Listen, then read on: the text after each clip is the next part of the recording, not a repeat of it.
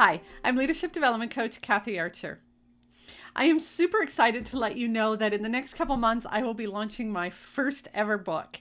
And in the process of getting this ready for you all, I have learned a few things about how to get big projects done that I wanted to share with you today. Because I know in leadership, there are a ton of big projects, things like getting just a performance appraisal done, writing a proposal, getting through accreditation, working on the new policy manual. I mean, it could be a ton of things that you're working on, but sometimes those big projects never seem to get done. So here's 3 lessons that you can apply in your world to get through big projects. First, make sure that you set aside big chunks of time. These aren't called big projects because they only take up a little bit of time. They're big projects because they take up a lot of time. You need to schedule time in your day timer just as if it was an appointment with someone else. So make sure you block off at least an hour. I would strongly suggest 2 or 3 whenever you get the opportunity, and even full days, where you are able to set aside time to get into that sort of flow zone, that state where you're not thinking about everything else. You're not bringing into that kind of the last conversation you had and worrying about the next thing you've got to do, where you're able to sort of sink into that moment, slow down, get really connected to the project you need to work on and to do it. So make sure that you've connected with big chunks of time in your day timer and that it's blocked off. Number 2, eliminate the distractions. You know, whenever we go to work on something, there are a ton of distractions, but there are 2 main ones: people out there and you in here. And it's you in here that gets in big trouble. The people out there is actually a whole lot easier. Let everybody know, be really clear, communicate clearly. I'm not available from 9 o'clock to 11 o'clock, or I'm working at home today, or, don't bug me for this frame of time. Communicate it clearly, say it again and again and again. Make sure that they know that this is what you're doing. And then it's up to you to be serious about that. You need to be the one, and this is where it gets a little bit more difficult, to set the boundaries. And when somebody knocks on your door and says, I know you're working, but could I just interrupt you for a minute? For you to say, no, I'm done in, 20 minutes, a half hour, then I'll come talk to you. Or to not answer the phone or to not check email. You need to be really good at eliminating those distractions. The biggest one, your cell phone.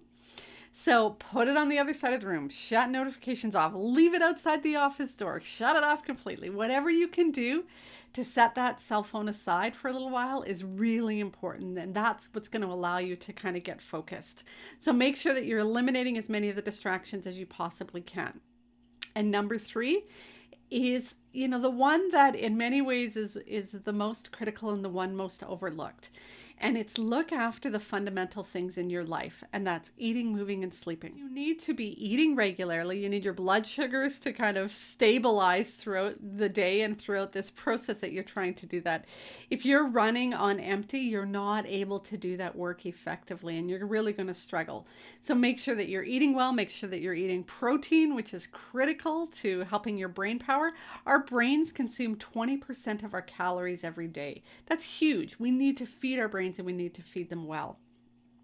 Make sure you're moving. When I was working on my book, I set a timer for every 20 minutes, and every 20 minutes I would stand up and I would at least do some stretches. And after 3 rounds of 20 minutes, I would definitely get up and actually move around completely. So make sure that you're moving your body. Don't eliminate, a good long walk at some point in your day, or a workout or things like that. Those are things that recharge your body and fuel your body. You're going to struggle if you're sitting at a desk or sitting at a computer for hours on end, and it's not going to serve you well. So make sure that you're moving your body frequently. And then sleeping. Get your 7 to 8 hours of sleep. You are really struggling to work effectively and stay focused if you aren't sleeping well. So make sure you're doing your part to get that. Get to bed early. Do the things you need to do to wind down before you're going to bed. That does not include TV and sitting in front of a screen, but wind yourself down before bed so that you're better able to sleep. So make sure that you set aside some big chunks of time, eliminate the distractions, both outer and inner, and take care of those fundamentals. Make sure you're eating, moving, and sleeping the ways that you're supposed to, and make sure you connect to why this is an important project to do. When you do those things, trust me, you'll be able to get through those big projects that are often the ones that you procrastinate on.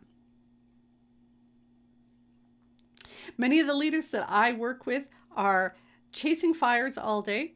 They are solving everybody else's problems, and they find at the end of the day, they don't even feel like they accomplished anything worthwhile. And so I give them the inner and outer tools to help them turn that around so that when they do, they're able to find satisfaction in their leadership and maybe even a little bit of delight that then falls over into the rest of their life. If you want to know more about that, check out my website, follow me on Facebook, and you'll see some of the interesting stories and inspiration that I share to help you be the best leader that you can be so that you move from that survival mode to thriving as a leader.